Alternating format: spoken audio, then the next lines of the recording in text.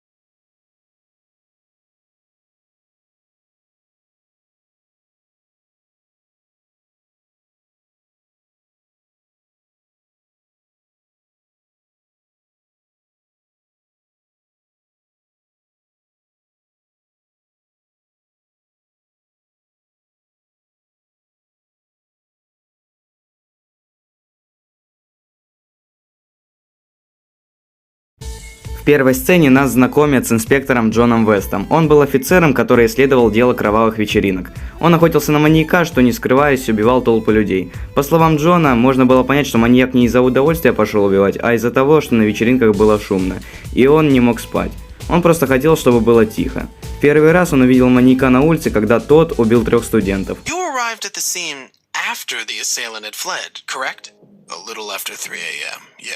Were you aware of his current mental state at the time, Mr. West? His mental state? His confusion, the blood dripping from his hands, like someone else was driving him forward, yet a bright light leading him onwards. I heard that bright light, as you so eloquently put it, was just a bunch of biker trash scumbags in search of lost souls. Guess he must have hitched a ride with them somehow. Perhaps it was when they realized that the party was already dead. Excuse the pun. Speaking of dead, wasn't your daughter Katie at that party, Mr. West?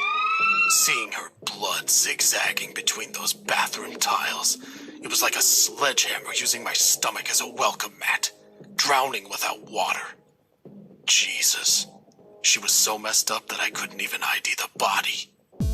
После первой вечеринки Джон видел, как маньяк уходит из здания, и, заметив кучку байкеров, маньяк отправляется к ним на вечеринку. Полиция следов маньяка не обнаружила, и единственный, кто видел маньяка, это Джон. На этой вечеринке была дочь Джона, Кэти, и, увидев, что она мертва, Джон начал охоту на убийцу.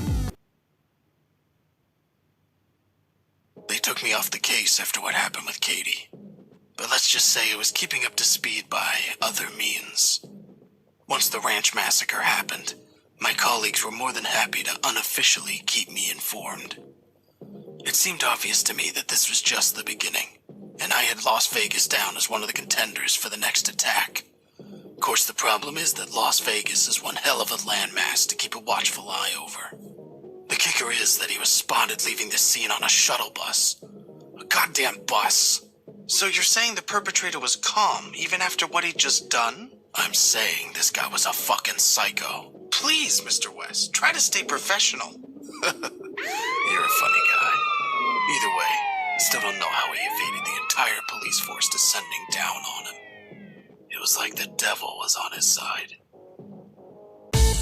Мы узнаем, что после убийства Кэти Джона сняли с дела. После резни на ранчо Джону сказали, что видели, как маньяк сел в автобус.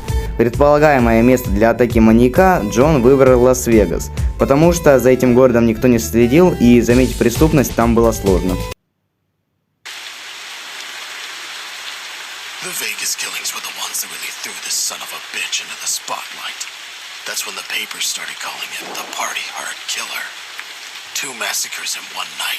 He had the gall to stalk the streets with cops all around him, sectioning off the city. And he'd simply pick another spot to call his killing ground. But you know, Mr. West, the city, this living, breathing organism doused in lights and scars, it can really bring feelings bubbling up to the surface for some people. Is that so? Why a roof party then?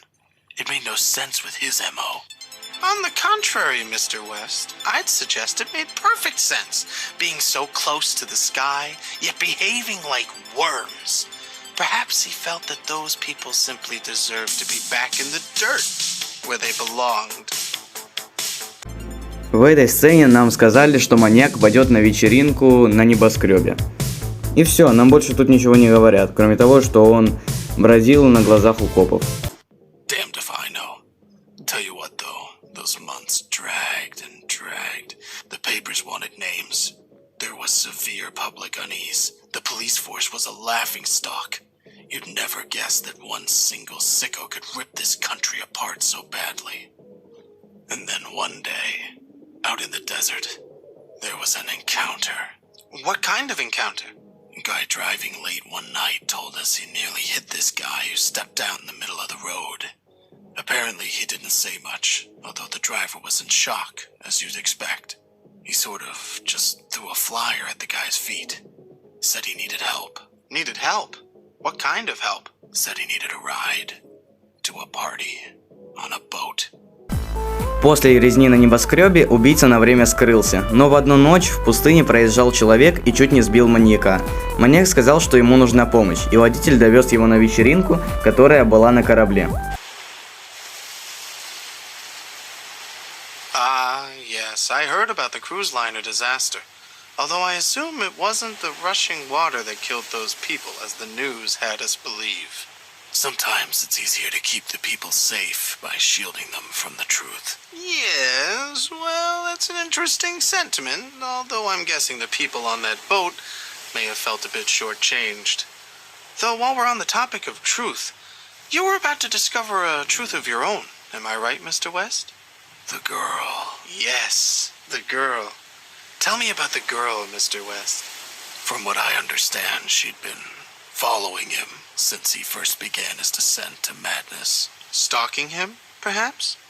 Label it what you want. Seems like she was a fan of his work.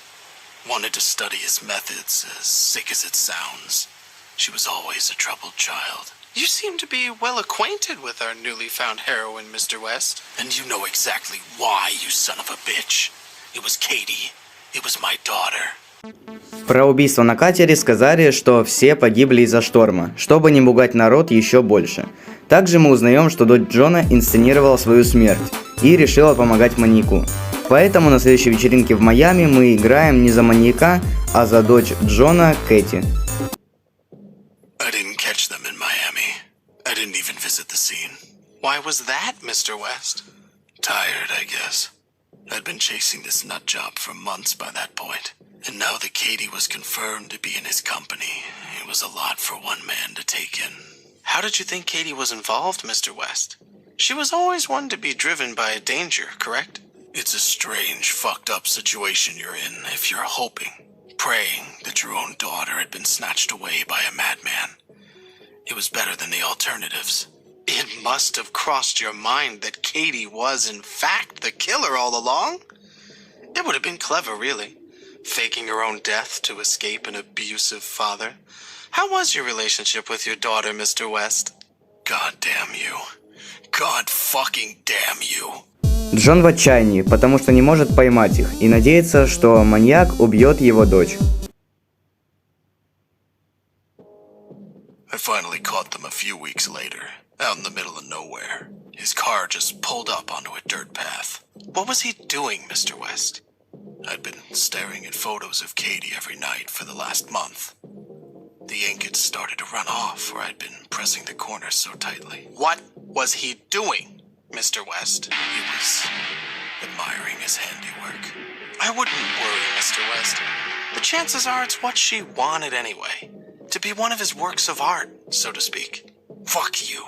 I was ready to put a bullet in the back of his head there and then. It would have been so easy, so satisfying. It was what he deserved. What changed your mind? I'm a cop, Darius. The American people rely on figures like myself to uphold the law. Killing him would have made us one and the same. How very noble of you, John. Once again, fuck you. But you know, the world has a funny way of showing gratitude for such selfless acts. I assume you're referring to the blinding light that apparently engulfed your car. I still have no idea what it was, or what caused it. I guess this terror of darkness has somehow found a friend in the light. And of course, when I came to, I found my car had made a strong connection with rather incompatible foliage. Worse still, my back seat was devoid of serial killers. Джон поймал маньяка, когда тот убил его дочь. Джон мог его пристрелить, но не стал, потому что считает, что он тогда станет таким же, как и он. Поэтому Джон садит маньяка в машину, и когда они едут в участок, Джон попадает в аварию, и убийца сбегает.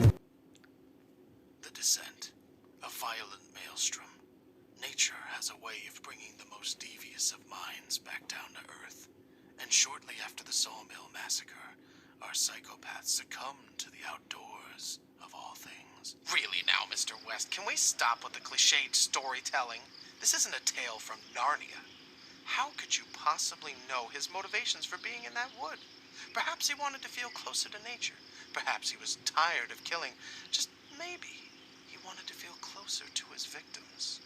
All I know is when the cops turned up to search the surrounding areas, they turned up nothing. And this was a place right out in the middle of nowhere, so it wasn't like he could have gone far. There was only one possible explanation. He managed to hitch a ride out of there. You think he called the paramedics himself? Well, it makes sense, right? Splatter yourself with some of the blood at a mass murder scene and the medics aren't exactly going to be picky about who they pick up. He's breathing, so you get him to the wagon ASAP. Of course, this particular victim was breathing a little too well for his or their own good. I guess they may be adding a new phrase to the ambulance protocol handbook. Never give drugs to a psychopath. После убийств на лесопилке полиция убийцу не обнаружила. Сбежать далеко он не мог, а это значит, что кто-то ему помогает. Маньяк притворился жертвой, и его увезли на скорой, где он убивает врачей и идет на следующую вечеринку. Craft continued onwards for the next few weeks at pretty full force. As I understand it, his newfound experience with medicinal drugs really got him fired up, correct? He just became unrelenting. And the public were completely losing confidence in the police force. Well, no, they'd already lost all confidence. Now they were forming task forces and going out onto the streets themselves looking for him. He even had followers by this point, groups of people who saw what he was doing as some kind of means to a human utopia. We just couldn't keep up with him.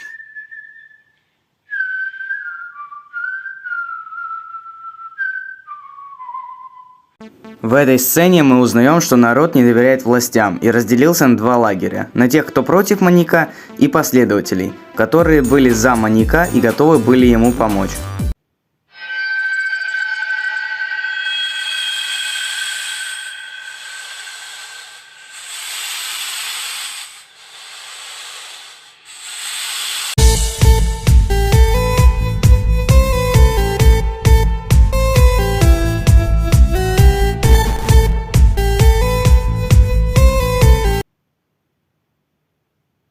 We're getting close to the end of the story. Isn't that right, John?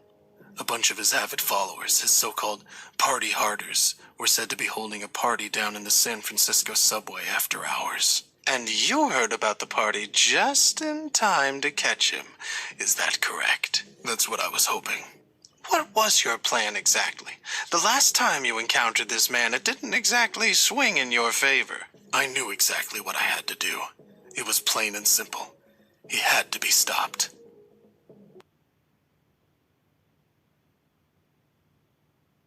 So, tell me, John, did you find what you were looking for down here? You fucking tell me, Darius. You know, John, we're not really that different, you and I. You can make out like you're the heart of gold and I'm the malicious prick here, but you never really tried to stop me, did you? You say that like I had a choice. You always had a choice, John. You know that. You're not weak. You allowed me to do these things, John. And now you want to justify it all to yourself. Wash your hands clean of any wrongdoing. I I'm not like you. Come on, John. Sooner or later you're going to have to admit it to yourself. You enjoy the rush just as much as I do. The splatter, the silence. Do they really deserve this? John, look around you. The world is falling to shit. These people, they don't realize how good they've got it. We're doing them all a favor. John, you just spent the last half hour sat here trying to convince yourself what we're doing is wrong.